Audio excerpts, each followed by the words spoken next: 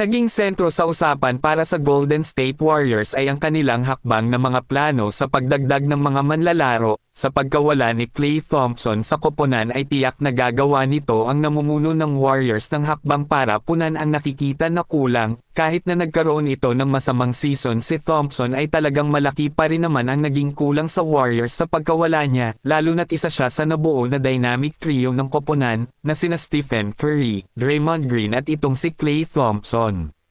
Sa ngayon merong trade rumors ang Golden State Warriors sa Brooklyn Nets na kinasasangkutan ni Cam Johnson.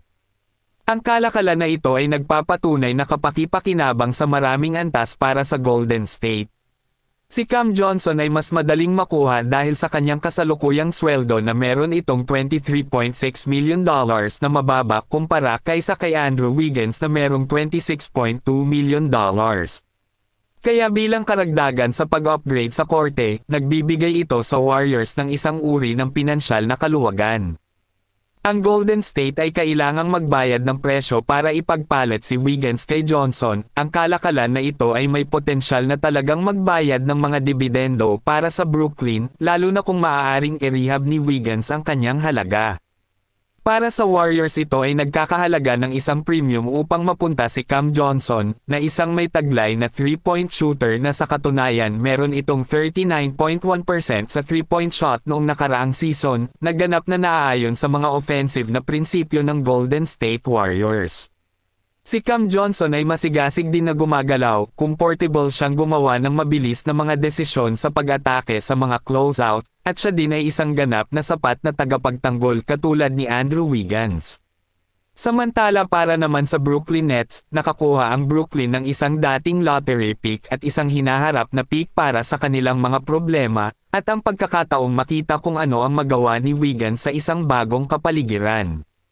Ang huling ilang taon ay isang pakikibaka para kay Wiggins, ngunit ang bawat NBA contender ay naghahanap din ng matibay na mga pakpak.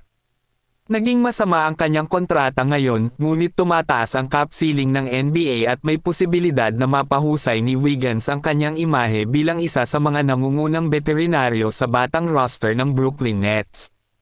Ang kalakalan na ito ay may malaking potensyal na maganap. Ang Warriors ay gumawa ng isang hakbang na pasulong sa mapagkompetensyang Western Conference at ang Nets ay nakakuha ng magandang paghatak para isulong ang kanilang muling pagtatayo. Sa ngayon aabangan na lang natin kung mangyayari ito sa dalawang koponan. Humarap sa katotohanan ang Los Angeles Clippers na nawala na sa kanila si Paul George na dating inaasahan pagdating sa laro. Ang pagpirma ni Paul George ng 4 na taon na merong $212 million sa 76ers ay isa sa pinakamalaking pinag-uusapan sa kasalukuyang off-season. Iminungkahi ng karamihang pananaw na manatili ang 9-time All-Star sa Clippers at tuparin ang kanyang pangako na manalo ng kampyonato. Sa kasamaang palad, sa kabila ng ilang pag-ikot ng negosasyon sa pagitan ni George at ng front office, ang mga bagay ay hindi na natuloy. Sa paglipas ng mga araw, ang mga bagay ay naging pangit, na may ilang mga teorya na itinutulak sa media. Ang idinagdag sa lahat ng ito ay ang mga one-sided na talakayan sa podcast ni Paul George.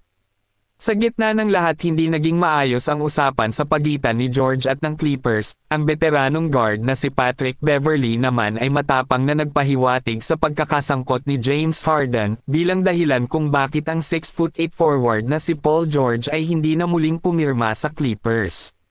Naging totoo si Patrick Beverley sa kanyang sarili tungkol sa hindi pagbabalik ni PG-13, may pahiwatig si Beverley na tatapusin daw ng superstar na si Paul George ang kanyang 5 taong pakikisama sa organisasyon at pagkatapos nun ay aalis na. Sa pagtugon sa mga alingaw-ngaw ng isang lamat noon sa pagitan ni Julius Randle at ng Knicks sa podcast ni Paul George, ibinanggit doon ni Paul George na kung paano maaaring magulo ng mga bagong signees sa isang koponan sa parehong posisyon at magkatulad na laki ang mga balahibo sa mga kasalukuyang miyembro. Parang sinasabi ni George ay ang pagkakatulad nila minsan ni James Harden sa posisyon sa laro. Noong nakuha ng Clippers si James Harden, alam daw ni Patrick Beverley na aalis si Paul George sa koponan. Kaya naman ang pagdating ni James Harden ay naging mas madali para sa 2019 steals leader na umisip na umalis, lalo na't ang dating MVP na si Harden ay inilipat ang kanyang laro sa higit na isang facilitator.